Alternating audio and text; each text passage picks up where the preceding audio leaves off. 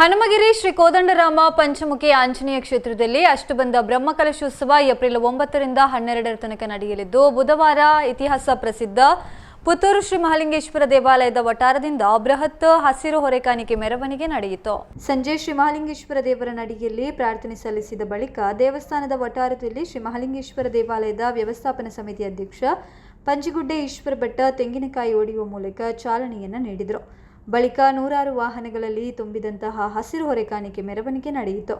ದರ್ಬೆ ತನಕ ಕಾಲ್ನಡಿಗೆಯಲ್ಲಿ ಸಾಗಿ ಬಂದಂತ ಅಲ್ಲಿಂದ ವಾಹನಗಳ ಮೂಲಕ ಹನುಮಗಿರಿಗೆ ಸಾಗಿತು. ಶ್ರೀರಾಮ ಸೀತಾದೇವಿ ಹನುಮ ವೇಷಧಾರಿಗಳ ವಾಹನ, ಕಲ್ಲಡ್ಕಗೊಂಬೆ ವಾದ್ಯ, ಚೆಂಡೆಮೇಳ, ಕುಣಿತ ಭಜಕರ ತಂಡ ವಿಶೇಷವಾಗಿ ಮೆರವಣಿಗೆಗೆ ಮೆರುಗು ನೀಡಿತು. ಇದಕ್ಕೂ ಮೊದಲು ಬೆಳಿಗ್ಗೆ ಈಶ್ವರಮಂಗಲ ಗ್ರಾಮಸ್ಥರ ಹೊರೆಕಾಣಿಕೆ ಸಮರ್ಪಣೆ ಕ್ಷೇತ್ರಕ್ಕೆ ನಡೆಯಿತು.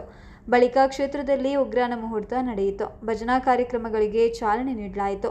ಹನುಮಗಿರಿ ಕ್ಷೇತ್ರದ ಆಡಳಿತ ಧರ್ಮದರ್ಶಿ ಅಚ್ಯುತ ಮೋಡೆತಾಯ, ಬ್ರಹ್ಮಕಲಶೋತ್ಸವ ಸಮಿತಿ ಅಧ್ಯಕ್ಷ ನಳಿನ್ ಕುಮಾರ್ ಕಟೇಲ್, ಹೊರೆಕಾಣಿಕೆ ಸಮಿತಿ ಸಂಚಾಲಕರಾದ ಶಶಿಕುಮಾರ್ ರೈ ಬಾಲ್ಯುಟ್ಟು, ಜಗದೀಶ್ ಶೆಟ್ಟಿ ನೆಲ್ಲಿಕಟ್ಟೆ, ಜೀವಂದರ್ ಜೈನ್, ರಾಕೇಶ್ ರೈ ಕೆಡೆಂಜಿ, ಬ್ರಹ್ಮಕಲಶೋತ್ಸವ ಸಮಿತಿ ಉಪಾಧ್ಯಕ್ಷರಾದ ಬುಡಿಯಾರು ರಾಧಾಕೃಷ್ಣ ರೈ, ಸಾಜಾ ರಾಧಾಕೃಷ್ಣ ಆಳ್ವ, ಮುರಳೀಕೃಷ್ಣ ಹಂಸದಡ್ಕ, ಪ್ರಧಾನ ಕಾರ್ಯದರ್ಶಿಗಳಾದ ಆರ್.ಸಿ. ನಾರಾಯಣ ರೆಡ್ಜ ಮತ್ತಿತರರು ಈ ಸಂದರ್ಭ ಉಪಸ್ಥಿತರಿದ್ದರು.